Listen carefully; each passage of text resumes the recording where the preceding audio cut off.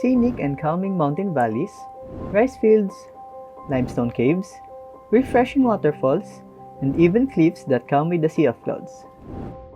That's right, this is Sagada. Ay, ay, ay, ay, The Sagada community is composed of the Kankanay tribe. This group of people is one of the major ethno-linguistic indigenous people in the Cordillera Administrative Region. The population of Kankanay in Sagada in 1995 was 10,354. They are among the many who claim themselves as Igorots. Igorot is a word that connotes people living on a chain of mountains who, despite all the foreign invasions and occupations in the country, remain distinct with their own culture. They have been called barbaric people and of little intelligence by Father Casimiro Diaz, a chronicler during the early Spanish expeditions to the Igorot land. He described them as whiter than the other natives, being born in a cooler climate and also because, according to their traditions, they are descendants of Chinese, who were shipwrecked on the coasts as long before the Spaniards arrived on these islands. Since then, they have been constantly called barbaric as they did not assimilate the Western civilization that the Spaniards brought. But no matter how they resist the change, they must survive. In order to do that, they need to communicate with others and explore. According to the website of Every Culture, the Sagadans probably established their culture about 2 centuries ago. In the process of interaction with the Bontoc villages to the north and east, they borrowed and adopted much of the central Bontoc culture. Sagada then came under the control of Spanish military government, which resulted in the long history of acculturation through churches and mission schools established since the Spanish-American War. The Igorot have a long history and a strong culture. Igorots live a simple life, maintaining close and harmonious communities. Their people have always been at the forefront of their culture, sustaining their very own language and traditions that have been passed for generations. The Igorots, however, suffered great changes due to the influx of the modern world. The community started to change and adapt themselves to fit with the environment due to more technologies. This is what led to changes in the living conditions of the community. So, let me discuss what happened to Sagada, as well as how their origins influenced their lifestyle. Let's start with their religious beliefs. They believe in supernatural beings. Like the pagans believe that their god is Kabunyan, who had a son named Lumawig. However, when the Spaniards came in 1898 revolution, they brought Roman Catholicism, which introduced them to Christianism. Houses, clothing, and languages are what make a community unique. So, what distinguishes the Igorot tribe from others? In Sagada, a unique type of clothing called eban is used by native people as a baby carrier. It is a piece of hand-woven cloth. Also, clothes such as the penet and koba are changed to Western clothes. Other material cultures that Sagada has until now possessed are the use of the gemata, rattan-made basket with 2 sides used by men in carrying a pagi, bundled rice stalks, and the lua or laba, a single basket used by women. Also, traditional weaving still exists today, and the products are usually the native costumes. The clothes worn by old men and women when they die are usually woven through traditional weaving called pinagod. Kankanay's language vitality is characterized as stable. Hence, while the language is not being sustained by formal institutions, it is still considered the norm in the household and the community, where children learn and use the language. In the expanded graded intergenerational disruption scale, which measures the language status in terms of its endangerment or development, Kankanay is marked as a developing language. This means that it is being actively used by its speakers. with literature already standardized, but has not yet reached a level of sustainability. In terms of how the language is spoken, particularly its intonation, it is divided into two: the hard kankanay or apply, and the soft kankanay. This division is a matter of where the speakers reside, and is characterized by the usage of different words. For instance, pig in the apply context is referred to as otik, while the soft-speaking kankanay referred to is as busaang.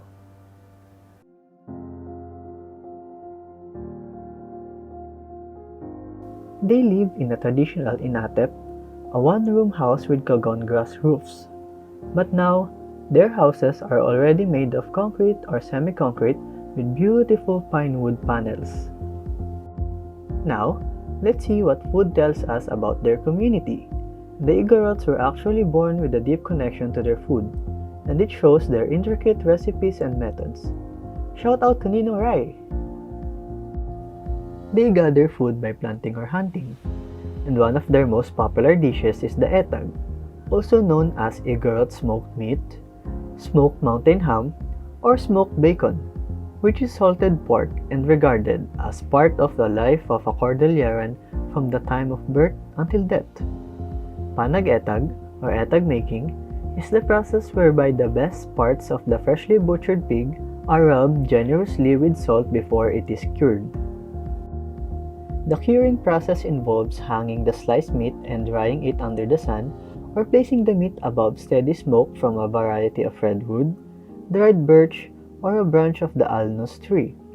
However, today, foodstuffs from the other places and common recipes have already replaced the disappearing delicacies.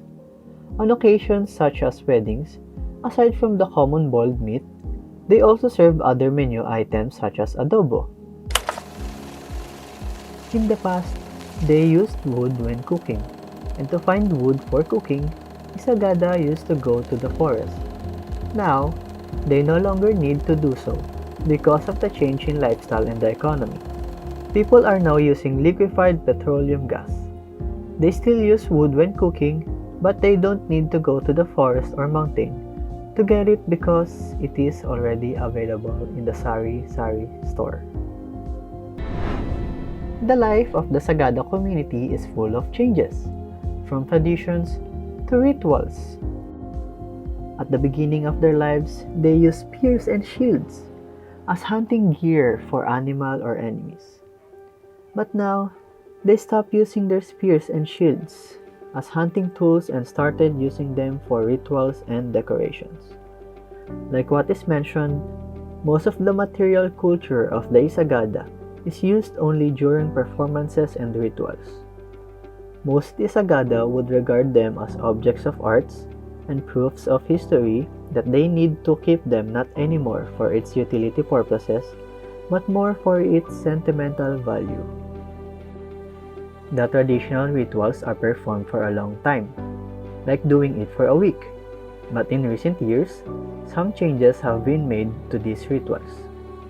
Traditional rituals during weddings and deaths are sometimes adjusted to meet the needs of the concerned people. Adjustments include shortcuts of rituals. For instance, instead of doing the rituals for a week, the amam-a can be talked into doing it only for a period of 3 days, especially if the people concerned need to go back to their work as soon as possible. Another example is the way a wedding is conducted. Instead of not letting the newlyweds couple go out of the community for a couple of days, the newlyweds can always ask for adjustments, and the amam-a usually grant their requests, especially if their reasons are economic in nature as work. Let's now discuss how they do their daily work and what their occupations are. In the past, farming and mining were the primary occupation of Sagada, but in recent years, many have entered into businesses outside of the place. Some have even gone abroad. Sagada is now more than just a farming and a mining town. It is a thriving community that has seen changes that would have been unimaginable in its earlier days. In fact, Some respondents attribute the greatest reasons for household economic improvement in Sagada usually due to family members abroad. In farming, harvesting rice is now done without the lakem, a form of tool that is placed between the fingers to help cut the stem of rice one at a time. The Isagada, by way of influence from the lowlands and due to convenience, practice the gapa system. With this system, they can cut rice stalks by handfuls at a time with a sickle, after which the grains are separated either with the use of a thresher or by whipping a handful of rice on a saplitan, another piece of equipment made of wood slats nailed in such a way that there are spaces in between.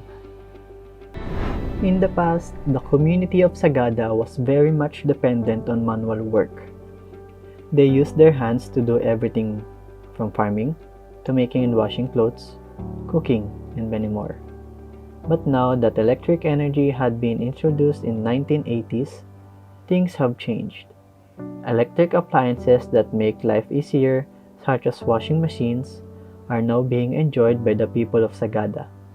However, despite having electricity sources at hand, most people still do not know how to use them properly because they lack knowledge on how to use them correctly. For example, a lot of people still prefer using wood for cooking instead of using gas or electric stoves. A community needs a leader. So now, let's see how Igorot practices community politics. Before, poor people had the chance to run for a position because they were being judged by their abilities, what they had done in the past, their characters, and their achievements. But now, nobody can run, as it is believed that running for office is only for those with money. Furthermore, politics is still inagian, or the politics of relatives, in which the more relatives a politician has, the better his chances of winning. Igorot tribe of Sagada have a long background. Because of that, there are differences in how each community used to live compared to how it is now. The most noticeable factors that result in further changes or globalization of the community are acculturation, diffusion, and innovation. After everything that we have discussed, I hope you're still with me, as we will discover more about the Igorot tribe of Sagada community. To continue, let's discuss the diaspora of Isagada. The diaspora of the Isagada has brought massive changes to the place. Whatever culture, languages, and practices they learned and acquired wherever they went, they brought back to the place. These introduced changes are taken in and blended with the core traditional culture in Sagada. Now, let us go through how the Igorot tribe attained education. Education makes the Isagada aware of scientific explanations of events. They learn not to be fatalistic. Instead, they seek scientific explanations for sickness and all other things that happen in nature, like earthquakes. If sickness is explained before as a way of getting the attention of the alive by their dead ancestors, thus, the living relative need to feed or offer to the dead. Education clears this explanation. Education is being blamed by some of the gradual disappearance of some cultures, since most educated individuals do not take culture seriously. Education also taught residents not to believe in all of the lawa and inaya, as well as superstitious beliefs, in which lie the old people had previously believed. An example is that when planting corn or beans on lots near residential houses, the person planting should not talk. It opened the minds of the Isagada to the idea that planting has nothing to do with talking. The integration of English as well as Filipino terms in the daily language of the people of Sagada is strongly attributed to their education. It is too common and acceptable to hear statements like "umali ka in school" or "come to school," mixing the local language with English. Nowadays, education is for all. Unlike the traditional thought before, it discriminated women from attending formal school. Women are to be trained only for housework and fieldwork. Popular reasons for why the old women of today were unable to go to school are shown in their statement, "I have to look after my younger siblings."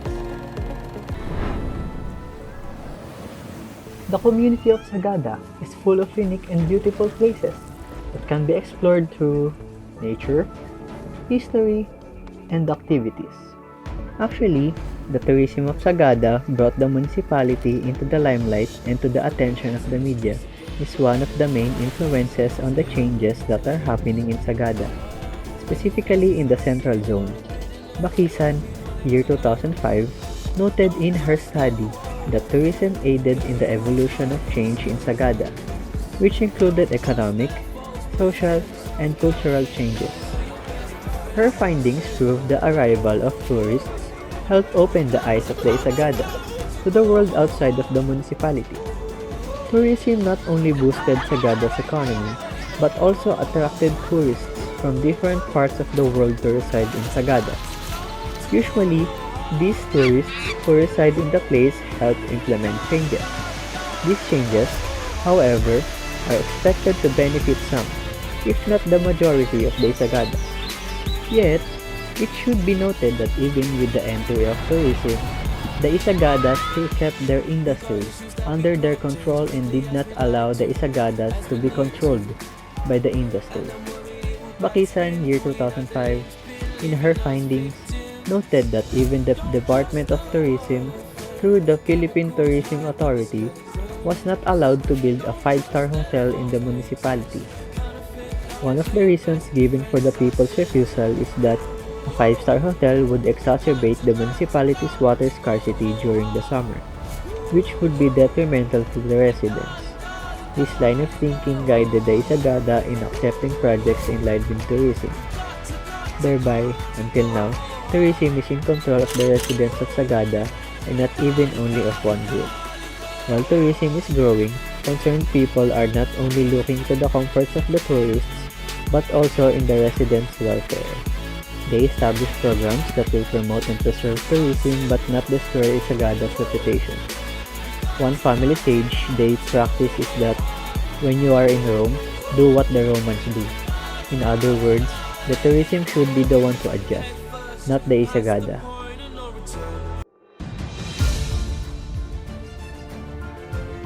As we wrap up our discussion of the cultural globalization of the Igorot tribe of Sagada community, we see that the only thing that does not change is change itself. So, the Isagada are adjusting to these changes by going with the flow of the changes. Most of the Isagada are open to change. Filipinos are known to be resilient, so are the Kanakays of Sagada.